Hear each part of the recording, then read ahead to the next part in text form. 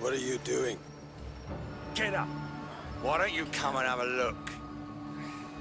It'll be the last thing you see. So you're the ones out here making trouble.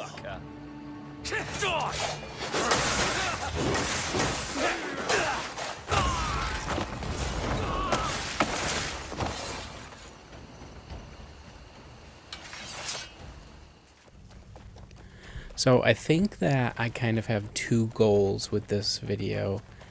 The first one being that I want to be able to show Crimson Desert in kind of a spoiler-free way and hopefully give a representation of what the game may have to offer you if you were still on the fence about it.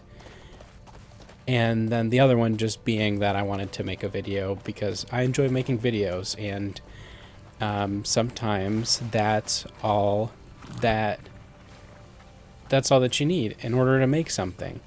And one of the things that I've seen talked about when it comes to Crimson Desert is that they just made a game and they put a bunch of stuff in it, and that maybe certain things don't go together. They just threw a bunch of random concepts and elements into the game and just ran with it.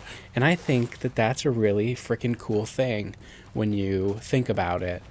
I mean, that's really all that we could possibly ask for, is that people make something that they wanted to make. And so that's what I'm doing today. Is I felt like I wanted to make this video and talk about this game, and also be able to show it off in a way that if you are somebody who hasn't played it yet, will maybe get a glimpse of what the game has to offer. It feels like this magical world to just go out and explore in, and that to me is like a gamer's dream come true. I mean, to just be able to go out on a quest or an adventure, a journey, and you don't know what to expect or where you're going to end up is a really fun idea. And that's one of the main things that Crimson Desert has to offer. I've spent about 30 hours with the game in the first week, and I feel like I've barely even scratched the surface of what this game has to offer to me. And so I think that it's a really interesting thing that on day one of the game's release, we have all of these opinions coming out, really strong opinions about what this game is, what it isn't, does it live up to the hype, should there have been hype at all? And I think that it's a really fascinating thing because I've been taking this experience so slowly, and I couldn't even be able to give you a full review of the game after 30 hours. And with that same amount of time, a journalist or reviewer could review multiple games. 30 hours is not nothing. And yet at the same time, when in the context of a game like this, it is nothing. Because I feel like there's going to be hundreds of hours of things to do with this sort of a game. Crimson Desert to me feels like Red Dead Redemption in a fantasy medieval setting with swords and knights and dragons. And that's really cool. And maybe it doesn't have the same level of quality or polish when it comes to some of the side quests or some of the characters that the game is giving us. But I think that they're leaning a little bit more into the overall sandbox experience with this. And I think that that's where the game really shines. I mean, I can just boot up the game and it'll spawn me into a random place in the woods with beautiful music playing and wildlife around me and sights to take in, and I can just get lost going on a walk in a random direction and bumping into ruins or shelters or bandits along the way. And that's a really cool thing to experience, but it might not be for everyone. And I think that that's one of the things that more of us need to learn to be okay with when it comes to games and media that comes out. It's almost as if we have to pick a side. We either have to love something or hate something. There's rarely ever a middle ground of this area where we can just be impartial to things and maybe observe things a little bit more before we make a judgment on it. I don't know. It's just one of those things that I've been noticing, I feel, more often lately when it comes to the environment of gaming culture and review culture, I suppose, when it comes to gaming. I mean, reviewing games and previewing games has always been a really important part of the video game industry because it offers, consumers a chance to see what the game is going to offer or what people think about it before they spend their money on something. And I think that that is very important.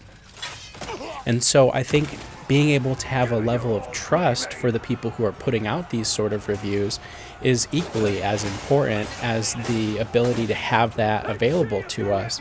And so when you get reviews that are kind of all over the place, it does make it a little bit difficult to really get a proper sense of whether or not it's going to be worth your time and your money. And the big part with a game like Crimson Desert is that the time. I mean, if you're going to weigh it in that sort of a sense for the amount of money that you spend on a game like this, for the amount of time that you could, in theory, spend playing it, I mean, it's almost going to be, unmatched when it comes to some of the other experiences that are out there. Like if you think of a narrative-driven game that's going to be like 15 to 20 hours, and then the game's finished, and even if you did a couple of multiple playthroughs, you may only spend about an hour, 100 hours on a given game, where with something like Crimson Desert, you could easily spend 300 hours, I feel. And so that's all kind of, I don't know, interesting to see happening in the media landscape. And it's also fascinating to see. I'm finding that people seem to have this, I don't know, feeling that they need to leave a disclaimer that nothing in the video is made by AI. Like whether the voiceover is AI or there was an AI script involved or AI involved in anywhere in the process, people feel like they need to bring that up when it comes to, some of the videos that you see out there now as well. And that's an interesting thing too. It's like these are interesting developments to see happening, and I feel like we should just kind of slow down a little bit and really take a step back and try to just appreciate things for what they have to offer without feeling this need for an instant gratification or answer, or it's the same kind of a thing when we think about the guide, the way that the video game guide culture has developed on YouTube and on the internet. There are so many different independent guides for various things. Like there could be hundreds of guides for a single game because you could get so hyper specific with it. And that's an interesting thing too. It's like there's this race when it comes to who puts out those sort of guides. If you can be the first one to put out a guide on something, then you might be able to garner more views than, other people who might cover the same exact topic. And so it's all just very interesting to see. And I think that it's one of those things that when I look at it from the lens of somebody who tries to put out, videos here on YouTube, and I have made guides before, and I like sharing my opinion about things. I like the creative process of making a video. For this specific video, as an example, the last, clip that we looked at was me facing off one-on-one with a boss, and you get to see kind of how the combat slows down a little bit and it takes a little bit longer to defeat one single enemy. And then here I'm contrasting that by showing that you can take out almost 20 enemies in the same amount of time or less. And it's cool for me to be able to put these two clips together like that in juxtaposition. I find that an interesting and fun way to, you know, develop my creative senses or creative expression, what have you. And so I guess the point I was trying to get to is that it's one of those things that for me, when I look at it, it just tells me to be more authentic and to continue to stick with just making things because I like making things. I use Share Factory on the PlayStation. I make my videos with my PlayStation. And I think that that adds like a, I don't know, kind of this wholesome and authentic element to my content here, which I like, which I appreciate. This, so here there's this ability, you can see you have this kind of grappling hook more or less, but the grappling hook isn't always used to, you know, to climb up the ledges. You have to unlock that ability. It's used to kind of grab things and manipulate them in the environment. And so I unlocked this ability to use this, you know, this item as a grappling hook to kind of leverage myself around. And here you can see I'm swinging and stuff. And so I unlocked this ability, and at first I couldn't use it. And I was trying to figure out, like, what's going on? Why can't I use this ability that I just unlocked?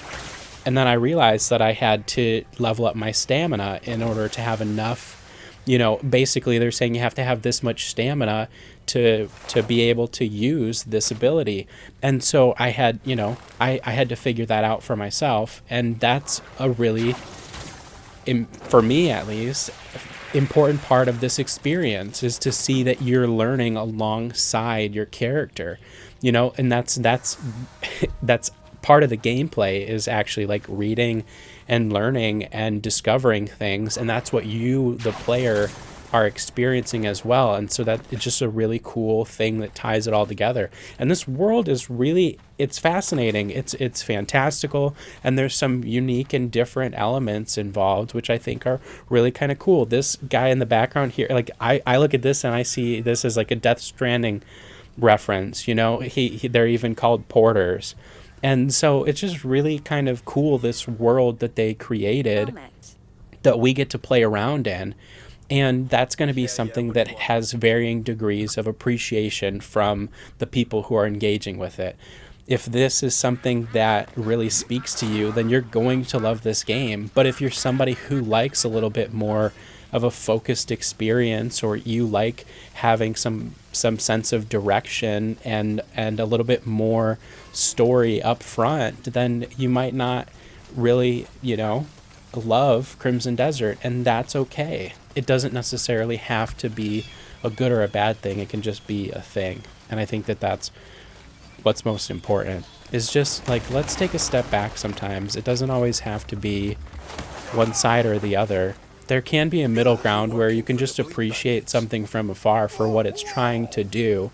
You know, I was certainly skeptical about this game before purchasing it myself, because it did seem a little bit like there was a lot going on, or that they were maybe over-promising and possibly under-delivering. But after having some time to actually experience the game for myself, it just seems like it has a lot to offer me as the player, and that is something that is really exciting. And I'm not rushing through this experience. I want to just kind of soak in this world around me and really slow down and look around. So maybe you can too. I have been and always will be Koobs. Peace and love, gamers.